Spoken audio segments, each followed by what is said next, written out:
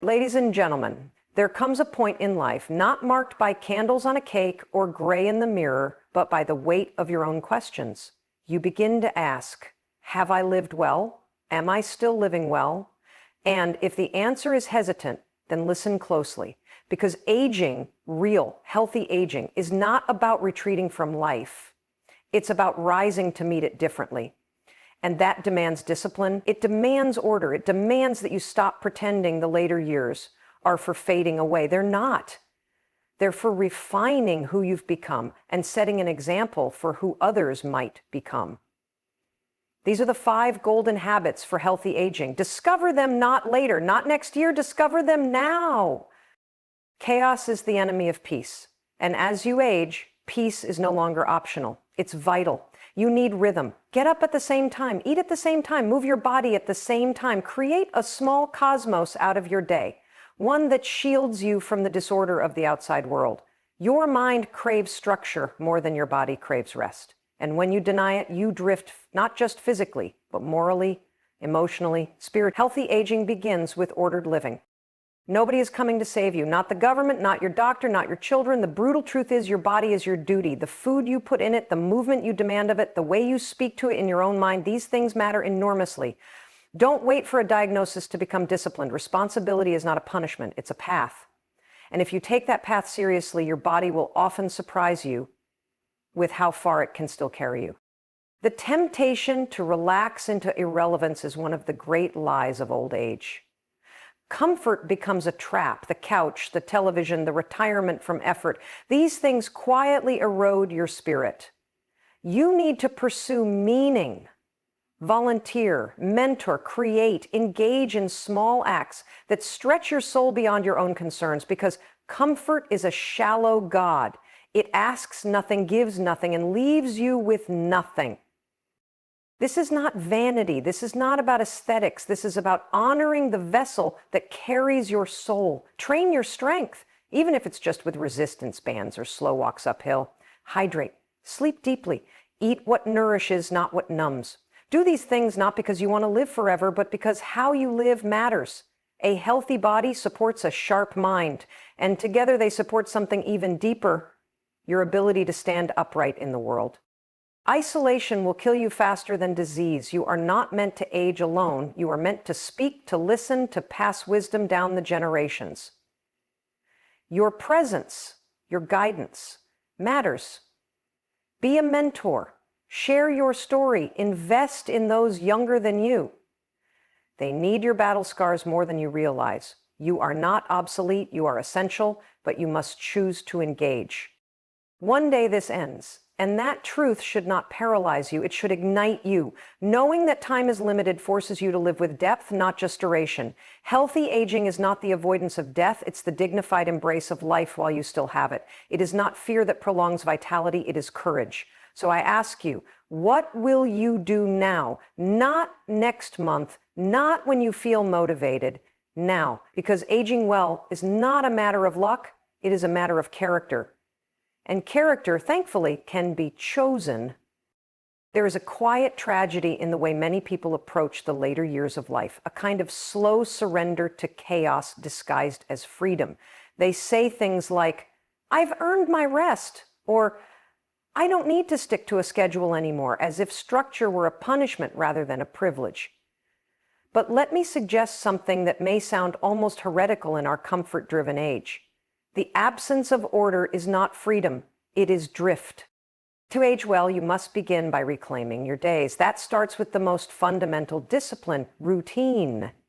Because when the external demands of a career are gone, and when no one is scheduling your meetings or counting on your productivity, you must become your own source of structure. Otherwise, your days blur into each other, and you slowly lose your grip on time, on purpose, even on reality itself. A life without order invites entropy, not just in your home or your calendar, but in your mind. You forget what day it is. You eat when you're not hungry. You sleep at strange hours. You wake up with no intention, no direction, and gradually you start to feel that your life is no longer being lived, but merely endured. And when that happens, your body follows. The brain atrophies, the muscles weaken. And the soul, yes, the soul begins to shrink. That is why routine is not a burden, it is an anchor. It grounds you in time. It reminds you every morning that life is still being lived, that there is still work to do, that your presence still matters. Get up at the same time each day. It doesn't have to be early. This isn't some romanticized call to hardship, but it must be deliberate. Make your bed, not because someone is coming over, but because you are affirming order at the very beginning of your day. Eat meals at consistent times. The body loves rhythm. It functions better when it knows what to expect. Blood sugar, digestion, sleep patterns, they all stabilize when you live in alignment with natural cycles. And move, not once in a while, daily. Your body is a machine, and like any machine, it deteriorates faster when left idle. Walk, stretch, lift light weights, garden, whatever form it takes. Make it habitual. Not because you're trying to stay young, but because you are refusing to decay passively. But order goes beyond the physical. It is also spiritual. Create space in your day for stillness, for reading, for reflection. Write in a journal, say a prayer. Call someone you love at the same time each week. These little rituals are not trivial. They are acts of reverence. They signal that time is not being wasted, but offered up consciously and with intention. And let me be clear, this doesn't mean micromanaging every moment of your life. Routine is not rigidity. In fact, it's quite the opposite. It gives you the freedom within structure to focus your energy where it actually matters. Without that framework, everything starts to feel chaotic. Even leisure becomes stressful when it's unmoored from a rhythm. But with a solid routine, even your rest has depth. You enjoy your evening tea more when it's earned. You value your free time more when it's contrasted with meaningful effort. It may sound dramatic, but I believe this. A person without structure is a person on the edge of despair. The calendar becomes empty, the future becomes vague, and in that vagueness, people lose themselves. But you don't have to. You can stand up, straighten your spine, and take back control of your days. Not for anyone else's approval, not out of guilt or fear, but because your life, every remaining year of it, still holds meaning, and meaning requires order, always. So start now, before the drift becomes a flood. Build your days like a craftsman builds a house. Deliberately, patiently, and with pride, let every routine be an act of defiance against decay. Because in the end, a life of routine isn't small. It's not boring. It's dignified. And dignity in old age is worth more than all the comfort in the world. At some point in life, if you're honest with yourself, you'll realize that no one is coming to fix things for you, not in any permanent or transformative way. The older you get, the clearer that truth becomes. And nowhere is it more evident than in matters of health. For too long, we've treated health as something passive, something that either stays with us if we're lucky or leaves us if we're not. But that mindset is a dangerous illusion. It's an abdication of responsibility in an area where ownership is not just helpful, it's essential. Your health is not your doctor's job. It's not your spouse's concern. It's not your children's duty. It's yours. Entirely and irrevocably yours. And the sooner you accept that, the better your chances of aging with strength and dignity. That might sound harsh, but it's also liberating. Because the flip side of responsibility is power. You can't control everything, of course. Life is still fragile and uncertain. But you can control more than you think. Your choices today echo in your body tomorrow. And those echoes accumulate. Taking responsibility means you stop waiting for symptoms before you act. You stop pretending that getting older is the same as falling apart. It isn't. Yes, aging brings changes. And some of them are inevitable, but decay is not destiny. It's not written in stone that your back must ache, your energy must vanish, or your memory must fade, just because the calendar turned another year.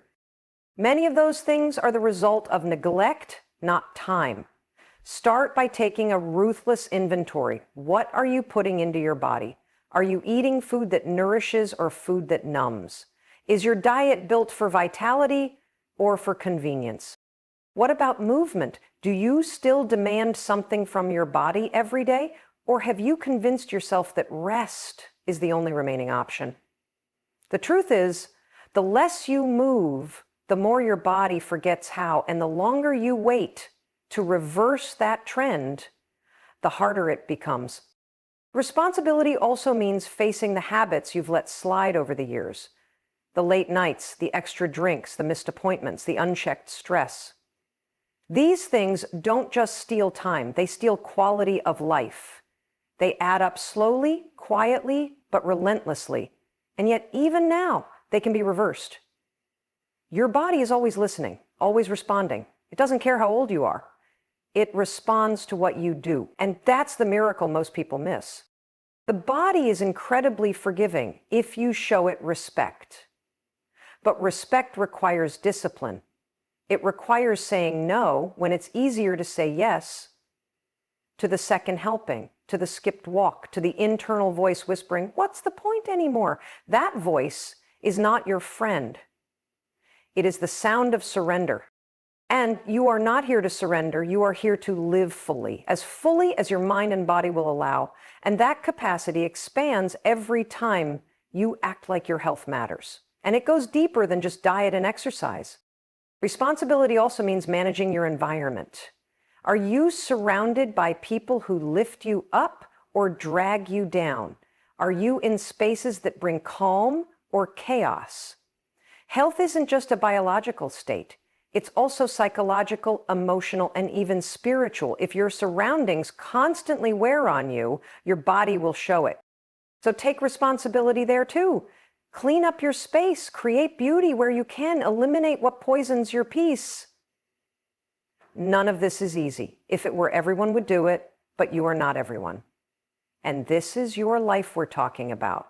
Your one and only chance to live well into your later years with clarity, strength, and purpose. Don't wait until you've lost what you once had to wish you had taken action sooner. The time is now. Take ownership of your health like it's your most prized possession, because it is. Everything else, your ability to think clearly, to move freely, to love deeply, rests on that foundation. Guard it. Build it.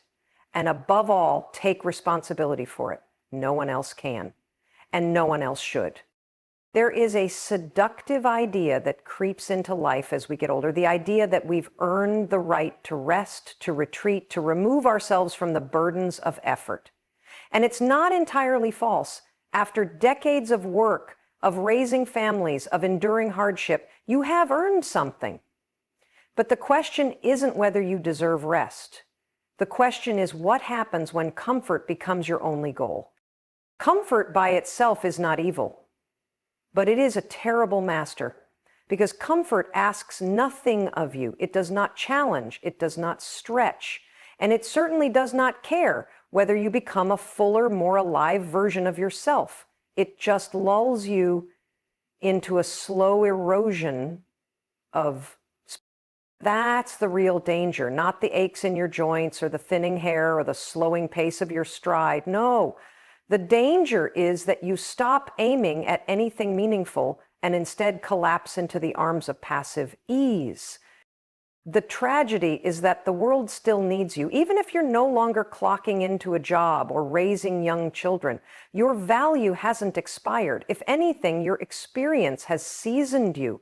Your story has weight, and there are people, more than you realize, who are hungry for the kind of guidance you can offer. But meaning doesn't chase you down. You have to go looking for it. You have to choose it deliberately every single day. And meaning almost always hides behind effort. It's disguised as the hard conversation you don't want to have, the commitment you feel too tired to make, the small act of service that no one will notice. But when you choose meaning over comfort, something shifts.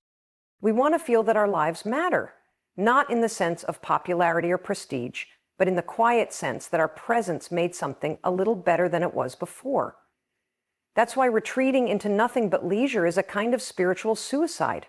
The long hours in front of a television screen, the endless games, the numbing routine of passive entertainment, they drain your time while pretending to fill it, but they don't ask anything of you.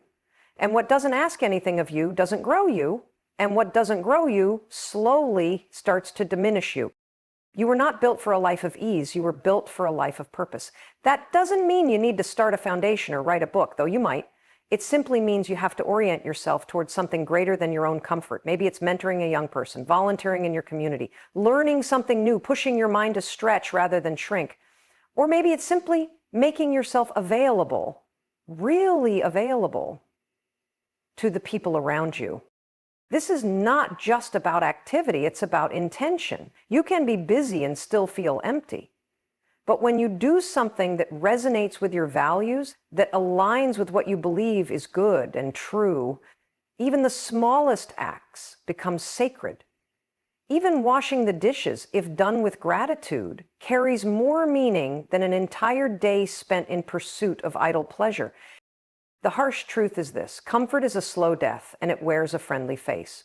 But meaning, it's demanding, it requires sacrifice, attention, and sometimes it hurts. But it also heals. It brings order to chaos, depth to time, and dignity to aging. So if you want to grow old with grace, with strength, with fire still burning in your eyes, choose meaning. Not once, not when it's convenient, but constantly. Because every time you say yes to meaning, you say yes to life itself. And life, no matter your age, is still waiting for you to show up. There is a sacredness to the human body that we rarely acknowledge, especially as it begins to age. We treat it like a machine, to be tolerated when it's working and resented when it begins to fail. But that perspective is not only short-sighted, it's dangerous. Because your body is not just a vessel for your life, it is an expression of it. And how you treat it reflects how seriously you take the responsibility of being alive. Somewhere along the line, many people begin to believe that once youth is gone, their body has outlived its worth, as if the strength, agility, or attractiveness of younger years were the only things that gave the body value. But that's a lie. The aging body is not something to be hidden or pitied. It is to be respected, honored, tended to like something sacred. Not because it's perfect, but because it's yours. And when you start seeing your body in that light, everything changes. You don't feed it garbage anymore. You don't neglect it under the excuse of, I'm too old for that now. You start to understand that care is not vanity, it's reverence. You begin to move not because you're chasing aesthetics, but because movement is what the body was made for. Even a few minutes of walking each day, a stretch, some light resistance, these aren't just habits. They're acts of worship in the highest sense. They say, I haven't given up. I still see the value in this life, and I'm going to meet it with strength. The body responds to respect. That's what's so incredible. It listens. It heals, to the extent that it can. It adapts, even after decades of neglect. But it needs consistency, it needs attention, and most of all, it needs to be taken seriously. You wouldn't leave a cherished instrument out in the rain. You wouldn't ignore the cracks in its wood or let its strings rot. You'd tune it, clean it, protect it, because you know what it can produce when it's well cared for. Your body is no different. It is the instrument through which you experience everything: love, pain, joy, suffering, beauty, meaning. And if you don't take care of it, everything else suffers. Nutrition is part of that care. You don't need extreme diets or the latest fads. What you need is honesty. Are you feeding your body what it needs to function, or are you feeding it what your emotions crave in the moment? The two are rarely the same. Food should fuel vitality, not sedate your boredom or stress. Water, too, simple, overlooked, essential. Hydration isn't just about thirst. It's about cellular function, cognitive clarity, energy. It's basic, but foundational. Then there's sleep. Most people treat it like a luxury when it's really a pillar. The body restores itself in rest. The brain detoxifies, hormones balance. Without good sleep, everything else falls apart. If you're not protecting your sleep, if your evenings are filled with screens, distractions, stimulation, you're not treating your body as something worthy of care. And perhaps most importantly, there's listening. Listening to your body when it's in pain, when it's stiff, when it's tired. Not ignoring it, not pushing through mindlessly, but learning its language. Responding with compassion and discipline, not indulgence. There's a difference. Indulgence is laziness dressed up as kindness. Discipline, real discipline, is care with a spine. Treating your body like a sacred instrument isn't about fear of death. It's about love of life. It's about realizing that this body, however aged, however imperfect, is still capable of so much, of movement, of presence, of participation in the world. And if you want to live your later years with integrity, with dignity, you cannot afford to treat your health as secondary. You are still responsible for this body. You are still its steward. And a good steward doesn't wait until things are falling apart to act. A good steward builds a daily practice of attention, of care, of respect, because they understand something essential, that the condition of the body deeply affects the condition of the soul. And if you take care of it, not perfectly, but faithfully, it will serve you in return.